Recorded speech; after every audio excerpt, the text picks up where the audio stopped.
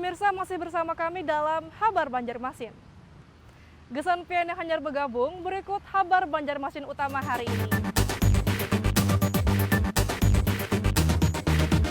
Partisipasi pemilih Pilkada Gubernur dan Wakil Gubernur Kalsel menurun. Dari 2,7 juta jiwa warga Kalimantan Selatan, ada sekitar 1 juta jiwa pemilih tidak menggunakan hak suara atau golput.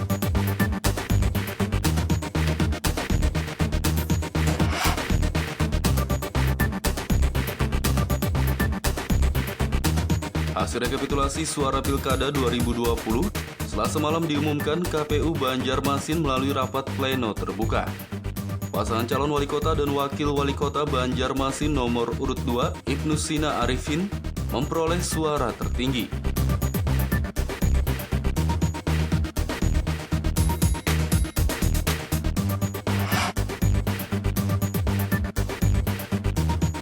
Diduga akibat cuaca buruk, harga ikan laut dan ikan air tawar di sejumlah pasar tradisional di kota Banjarmasin melonjak.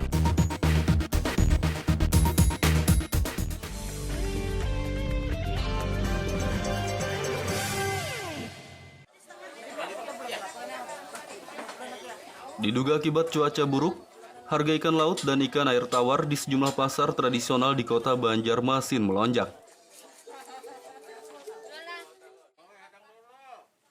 Kenaikan harga ikan laut dan ikan air tawar di sejumlah pasar tradisional di kota Banjarmasin sudah terjadi sejak 2 pekan terakhir.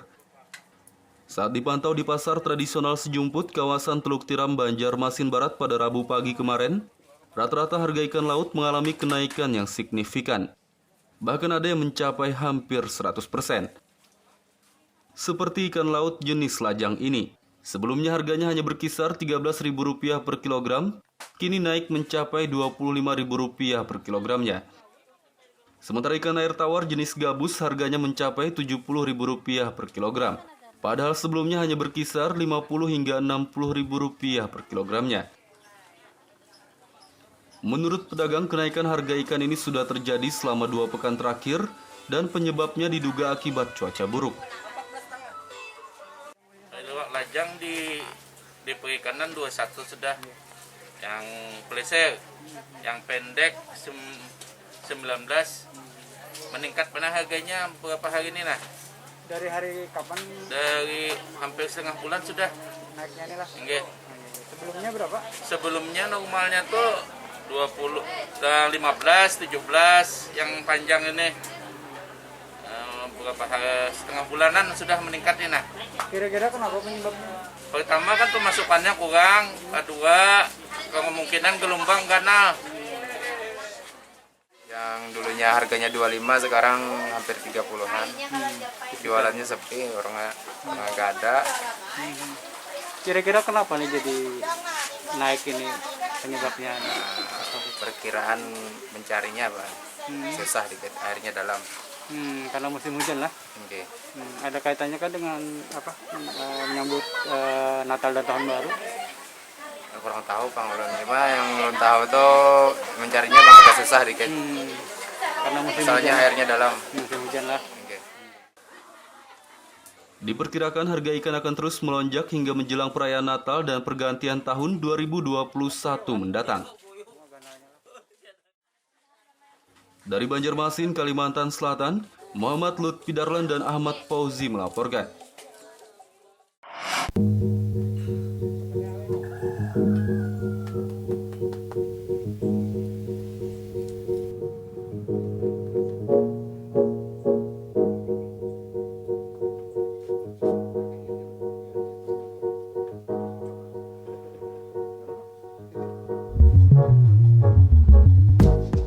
Berawal dari sekedar koleksi dan hobi saja nih, seorang warga di Desa Purwosari 1, Kecamatan Tamban, Kabupaten Batola yang bernama Tarto ini kini bisa membudayakan tanaman bonsai. Budidaya tanaman bonsai yang sudah ditekuninya sejak tahun 1997 lalu, kini menjadi penghasilan tambahan untuk keluarganya karena banyak diminati.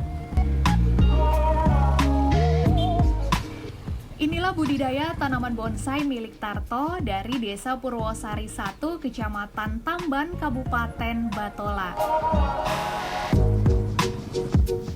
Setelah terus berupaya mengembangkan tanaman bonsai yang dibudidayakan, kini tanaman tersebut memberikan penghasilan tambahan untuk keluarganya. Tarto mulai menjual tanaman bonsai yang dibudidayakan sejak tahun 2008 lalu. Karena banyak orang yang juga berminat untuk menjadikan tanaman tersebut sebagai tanaman hias untuk pekarangan rumah. Kini Tarto cukup banyak pelanggan, baik dari warga wilayah Tamban dan sekitarnya, bahkan juga ada dari luar Kabupaten Batola.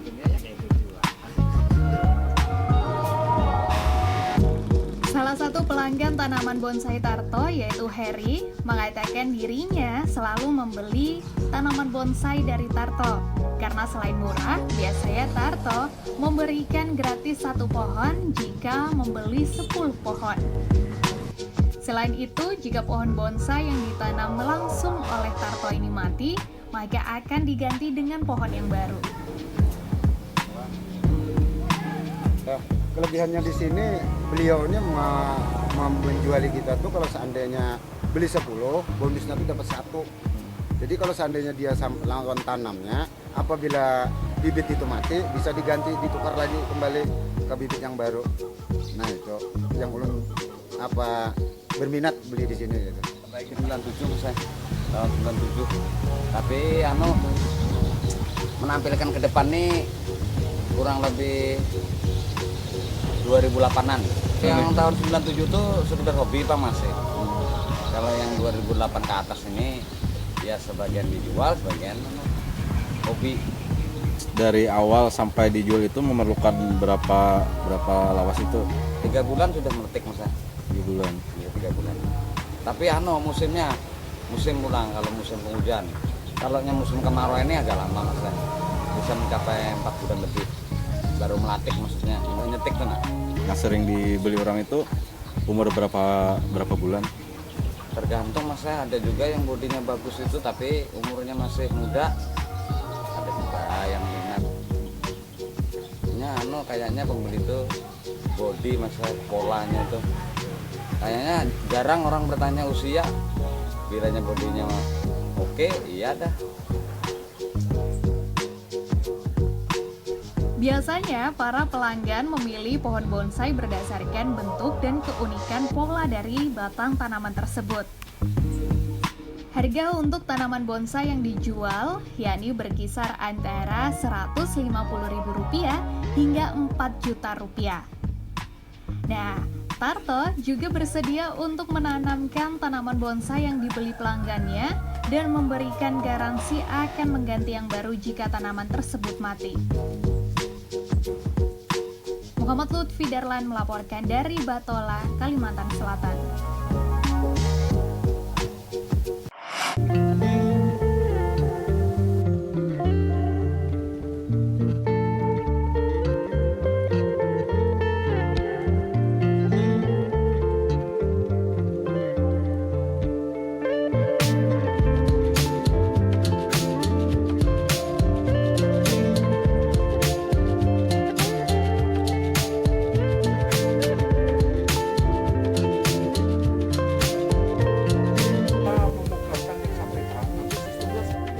Indonesia punya sosok yang hebat nih. Ada seorang kepala desa bernama Nurmanto dari Desa Karya Maju, Kecamatan Marabahan, yang berhasil membudidayakan tanaman anggur. Atas keberhasilannya membudidayakan tanaman yang sulit tumbuh di daerahnya tersebut, kini desanya akan dijadikan program argowisata buah.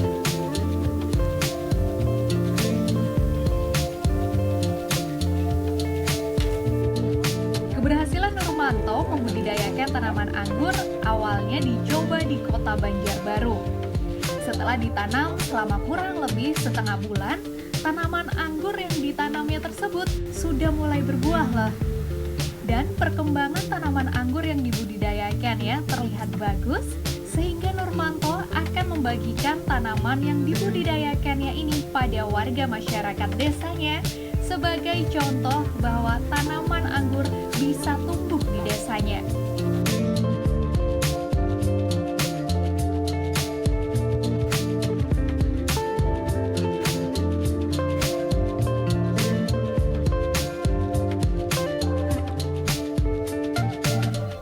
Untuk membasmi hama, Nurmanto tidak menggunakan bahan kimia.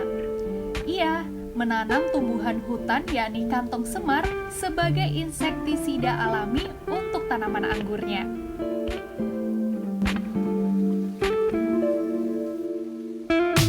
Karena telah berhasil membudidayakan tanaman anggur ini, maka selanjutnya pembudidayaan tanaman anggur akan dianggarkan dengan dana desa untuk dijadikan program agrowisata buah di desanya.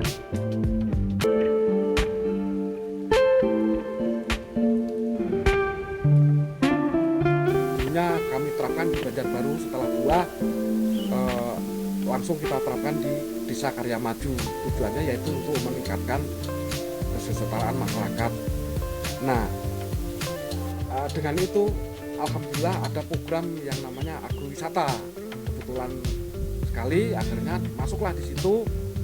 Kami tahun 2020 itu sudah menyantangkan 1 hektar itu adalah kebun anggur, baik itu jenis dari Opena, Belgia dan macam-macam. Nah di situ itu nanti untuk petik anggur bersama, khususnya kita buka untuk umum di desa kami. Namun kami juga akan menerobos untuk pembuatan, karena kemarin kami studi banding di Jogja, jadi di sana ada kampung anggur. Akhirnya pulanglah, kami ingin mengeterapkan di Kalimantan juga ada kampung anggur Mas. Jadi nanti jalan-jalan lihat desa itu semua insya Allah nanti akan kita anggarkan untuk pembudidayaannya, sehingga untuk penambahan kesetaraan masyarakat. Dengan pembudidayaan tanaman anggur ini diharapkan perekonomian warga desa Karya Maju ke depannya akan lebih meningkat. Muhammad Lutfi Darlan melaporkan dari Batola, Kalimantan Selatan.